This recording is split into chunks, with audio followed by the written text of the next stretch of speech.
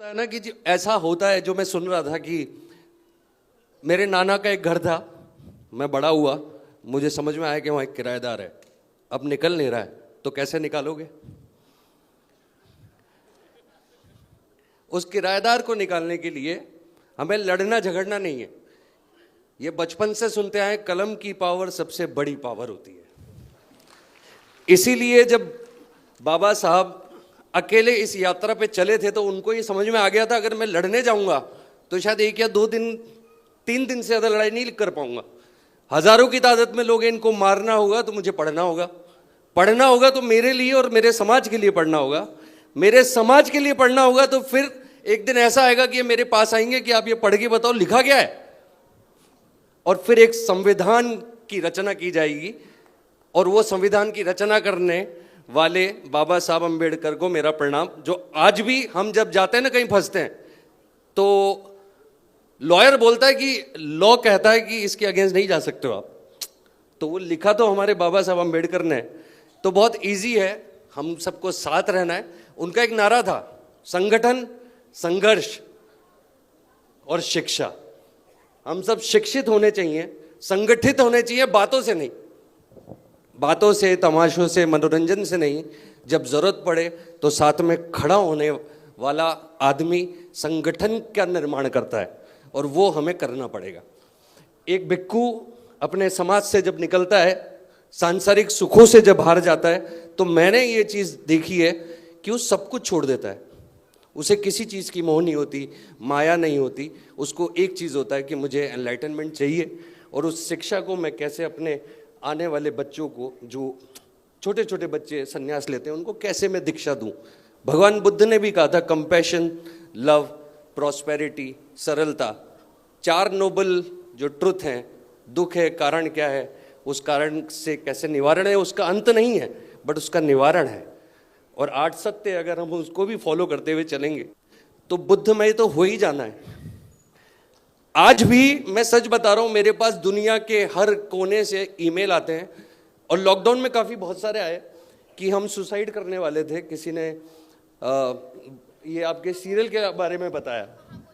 तो सर मैं सच बता रहा हूं, अगर बुद्ध का ज्ञान हर देश में, चाहे वो चाइना हो, जापान हो, थाईलैंड हो, कंबोडिया हो, पेरू हो, ब्राज़ील हो, यहाँ के लोग अगर हम लोगों को एक्सेप्ट कर रहे हैं, हमारी शक्ल को, कि हाँ बुद्ध होंगे तो ऐसे ही दिखते होंगे, तो हमारे लिए बहुत बड़ी बात है। क्योंकि गौतम बुद्ध ने एक बात कही थी, मेरी शिक्षा दुनिया के हर कोने तक जानी चाहिए और हर व्यक्ति बुद्धमय होना चाहिए।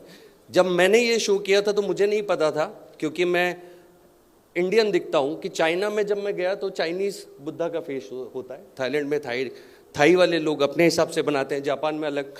बट जब मैं गया तो मुझे सब जगह बहुत प्यार मिला। तो एक आदमी अगर इतने लोगों को परिवर्तित कर सकता है, तो हमारा तो पूरा समाज है। आपके जिस घर की बात कर रहे हैं, उसको लेने के लिए हम सबको ही जाना पड़ेगा, और मैं आप सबके साथ हूं। तो थैंक यू सो मच। मैं यहां पर आया, मुझे अच्छा लगा। आप जिस भी कार्यक्रम में, मैं नितिन भाई मुझे बताएंगे, और मेरे से जितना हो पाएगा मैं आप सबके साथ खड़ा हूं। और बुद्ध धर्म के लिए और बुद्ध परिसर के लिए जो भी हम लड़ाई लड़ने वाले हैं, मैं आप सबके साथ हूं। एक डायलॉग मुझे याद आ रहा है, सिद्धार्थ गौतम को बताऊंगा कि बुद्ध के तो बहुत सारे हैं।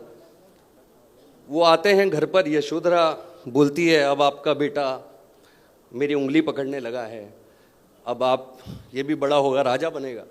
और वो युद्ध देख के आए होते हैं। तो बड़ी अच्छी लाइन लिखी थी राइटर ने कि एक उपवन में जितने पुष्प खिलते हैं गोपा, उससे अधिक शवों को देख कर आया हूं मैं।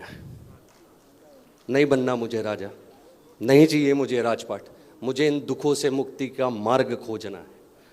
तो एक सिद्धार्थ जो दुखों से मुक्ति का मार्ग जिसने खोजा, और आज इतने लोग उनकी शिक्षा को, उनकी दीक्षा को फॉलो कर रहे हैं, तो आज हम सब मिलके कितने लोगों को बदल सकते हैं। इसी की ताकत की जरूरत है। और एक और डायलॉग है बुद्ध का, अपो दीपो भवे। अपना दीपक स्वयं बनना होगा, किसी की बातों में नहीं आना। अगर आपका दिल कहता है, आप बुद्ध को फॉलो करते हो, उनकी टीचिंग्स को फॉलो करते हो, तो आपका दिल आपको बोलेगा कि क्या सही है, क्या गलत है। जो आपने बोला, आपने अपने दिल की बात बोली, किसी ने अपने दिल की बात बोली। लेकिन मेरे को लगता है यदि मेरा घर मैंने किराए पे दिया था, उसमें कोई बैठ गया, तो उसको निकालने का हक मेरा ही है, किसी और का नहीं। और वो हक हर एक बुद्धिस्ट का है। आपके घर में एक आदमी घुसेगा, आप ही निकालोगे, पड़ोसी तो आएगा नहीं। तो हमें ये सोचना पड़ेगा, हमारे घर में कोई बैठा है, उसको छुड़ाने जाना है, कैसे जाना है, सब चलो। बस मैं इससे ज़्यादा नहीं बोलूंगा, मैं पहली बार ऐसे स्टेज पे आके बोला हूं। अगर कुछ मुझसे गलती हो गई हो तो मुझे क्षमा कीजिएगा। बाकी मैं आपका हूं, अपना हूं, और मैंने बुद्ध करने के लिए बहुत मेहनत की थी। कम से कम 50 किताबें, वियतनाम में जाकर के तिक न्यात हन से मैंने समझा कि सिद्धार्थ गौतम का जीवन कैसा था।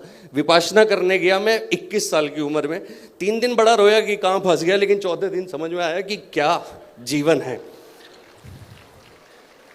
उसके बाद वो जो पूरी जर्नी थी, उस जर्नी में मैंने पहली बार जब मृत्यु देखी थी तो अपने फादर को उसमें देखा था। पहली बार रेप में अपनी सिस्टर को देखा था, इसलिए वो इमोशन में पोर्ट्रे कर पाया जो देख के मुझे लगता है कि मैंने परफॉर्म नहीं किया, ये उनके आशीर्वाद से परफॉर्म हुआ।